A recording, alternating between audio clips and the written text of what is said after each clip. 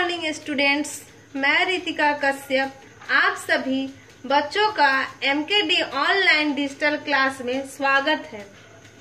बच्चों, आज के इस वीडियो में मैं आपको कक्षा 4 के लिए हिंदी पढ़ाऊंगी। इसमें मैं आपको पाठ 1 के बचे हुए प्रश्न उत्तर को हल करूंगी। पिछले वीडियो में मैं आपको प्रश्न 1, 2, 3 एवं 4 का क तक हल करा चुकी हूँ। आज मैं इस वीडियो में प्रश्न संख्या 4 के ख, ग और घ को हल कराऊंगी। तो चलिए बच्चों शुरू करते हैं प्रश्न क के ख, ग और घ को। तो मैंने प्रश्न लिखा है। प्रश्न 4 में क्या लिखा हुआ है? निम्नलिखित प्रश्नों के उत्तर 2 या 3 वाक्यों में दीजिए। तो मेरा पहला प्रश्न है, ख नंबर का प्रश्न है यहाँ पे 4 का। सुबह दूर तक टहलने से क्या लाभ होगा, सोचकर लिखिए। इसका उत्तर है, सुबह दूर तक टहलने से शरीर की हड्डियां मजबूत होती हैं। क्या होती है? शरीर की हड्डियां मजबूत होती हैं। इससे तनाव कम होता है और कई तरह की बीमारियां जैसे कैंसर, मधुमेह रोग को इंग्लिश में डायबिटीज कहते हैं। जैसे हम लोग बोलते हैं चीनी की बीमारी। तो कैंसर, मधुमेह रोग होने का खतरा कम हो जाता है। साथ ही साथ रक्त का संचार सही तरीके से होता है। किस चीज का संचार? रक्त का संचार सही तरीके से होता है। एक चीज मैं और आपको बता दूं, इसमें सुबह हरी घासों पर चलने से आंखों की रोशनी बढ़ती है। अब हमारा ग नंबर प्रश्न है, सुबह के समय प्रकृति से कौन कौन से सुख प्राप्त होते हैं? किससे? प्रकृति से कौन कौन से सुख प्राप्त होते हैं? तो चलिए बच्चों इसका उत्तर हम देखते हैं। सुबह के समय हम सूरज का प्रकाश क्या लेते हैं? सुबह के समय सूरज का प्रकाश, ताजगी से भरी धरती का मुस्कुराता कनकन, ताजगी से भरी धरती का मुस्कुराता कनकन, फूलों से आने वाली भीनी भीनी खुशबू। क्या? फूलों से आने वाली भीनी भीनी खुशबू, मनमोहक खुशबू, तथा ठंडी ठंडी हवा आदि प्राकृतिक से सुख प्राप्त होते हैं।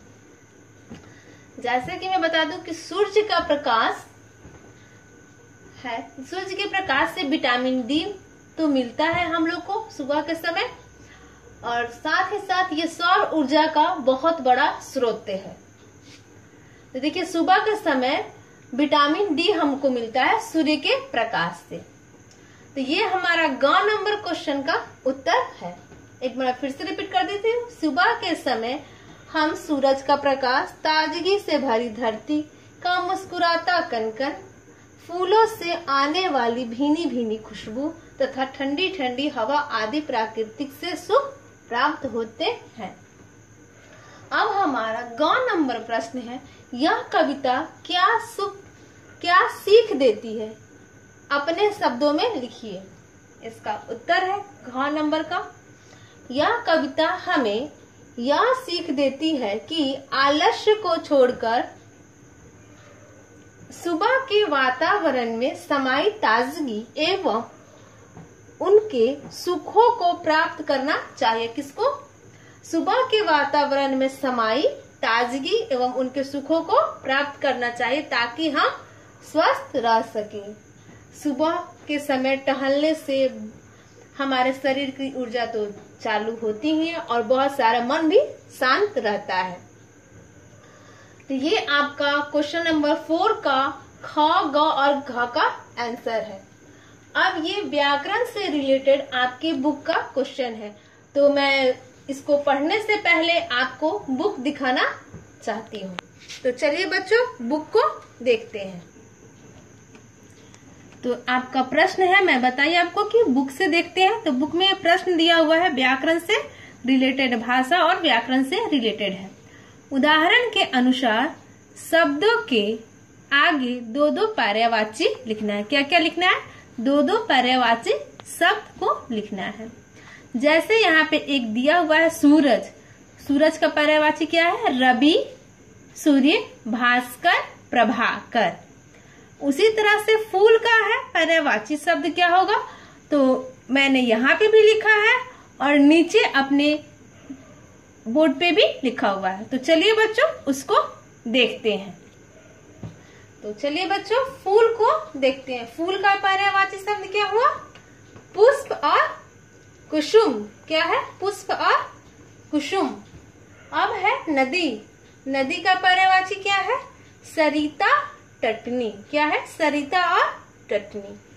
अब है नीचे क्या दिया हुआ है? चिड़िया। चिड़िया का है पक्षी और दूसरा खग। पहला है पक्षी, दूसरा है खग। अब यहाँ पे दिया सुबह। सुबह का पर्यायवाची है प्रभात और यहाँ पे मैंने लिखा है सवेरा।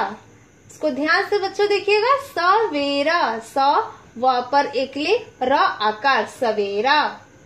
अब है किरणों, किरण। किरण का पर्यायवाची है ज्योति, प्रभा। अब इसके नीचे दिया हुआ है द्वार। द्वार का पर्यायवाची है दरवाजा और युक्ति।